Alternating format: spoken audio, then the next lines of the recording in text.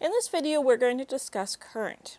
Now, previously, when we were talking about conductors, we were talking about electrostatics. So there's going to be some jostling around of the electrons within the conductor, but since the jostling is fairly random, the actual electric field is zero. So there's no buildup of charge one way or the other. All that charge, excess charge, ends up on the outer surface of that conductor. So the interior structure is going to have electric field of zero. But now we're going to take a conductor and set up an electric field inside of it so that the charges now actually move from one end to the other. Now, this is going to set up a flow of electrons, a flow of charge, but because there are particles making up the conductor besides the free electrons that are flowing, there are going to be collisions. So there is more of a net flow than there was before. That's how we have current, but that net flow is actually going to be very slow. So we're going to discuss how to calculate drift velocity in the next slide.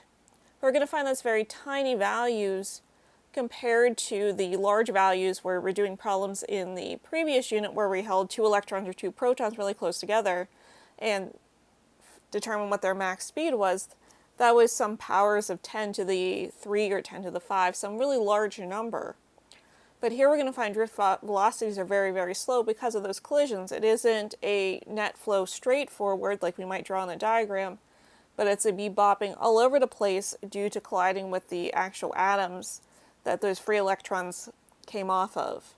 So even though we think of current as being something very speedy, in reality the net flow of electrons is actually very slow. So we define current as the rate of change of charge with respect to time. And you see that represented here, where you have current is equal to dq dt. So I could give you a function of q, where you have to take the derivative in terms of time in order to establish the current.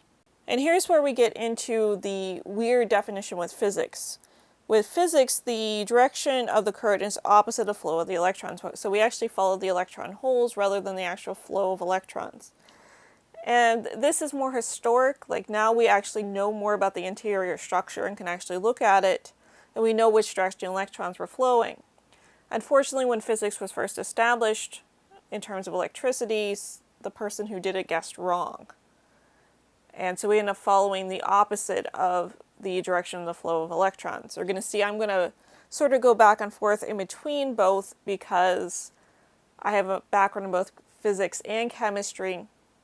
And so sometimes to conceptually understand what's going on, it's easier to follow the electrons and understand the current just flows the other way, by definition. We're also going to introduce a new unit here. So you see that current is charge per unit time. So that's going to be a coulomb per second, which we call an ampere, which is usually abbreviated to an amp. So capital A. Now we're going to discuss how to put current in terms of drift velocity, so that tiny value that the electrons are slowly drifting forward after they've experienced so many collisions, they finally move a net amount forward. Alright, so you see I've drawn a section of wire here where we're following the positive charge or the electron holes, and it's going to move with some net effect forward called the drift velocity as it experiences collisions. And I've set up an electric field so it actually does move, and we look at a certain length and a certain cross-section of the wire. So that drift forward velocity forward is going to be the length of wire actually traveled over time, so velocity equals distance over time. And the volume of the wire that we're looking at is going to be the cross-sectional area times the length of that particular wire. So making a substitution, I can solve this relationship over here for length and sub it in for lengths, where you have area, so cross-sectional area, times the drift velocity times the change in time. Alright, so now we're going to establish the number of electrons. So we're going to take what's called the particle density, so little n is the particle density, and that's going to be particles per meter cubed. And that's a value what I have to give you because it is different for copper compared to iron compared to steel. So it just It depends upon the particular material, so I would have to give that to you. And we're going to take that times volume. So if you take particles per volume times volume, end up with particles. So n is the number of particles.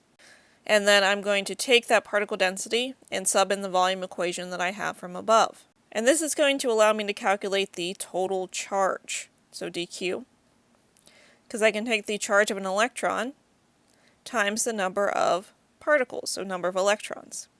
And then I'm going to sub in the relationship for number of particles or number of electrons from above.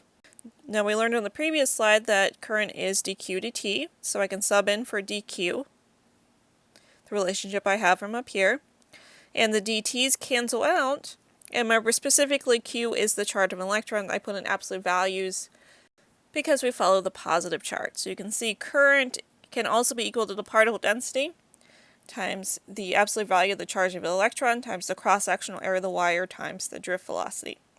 So when you actually calculate drift velocity, we're going to find out that it's a fairly small number.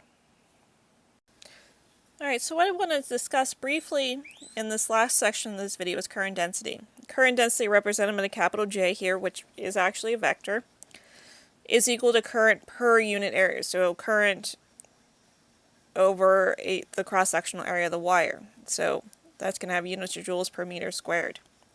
And the direction of this is in the same direction as the electric field. And current density is essentially the flow at a certain point, so through a certain cross-section, versus the current by itself, which is the flow through the extended object.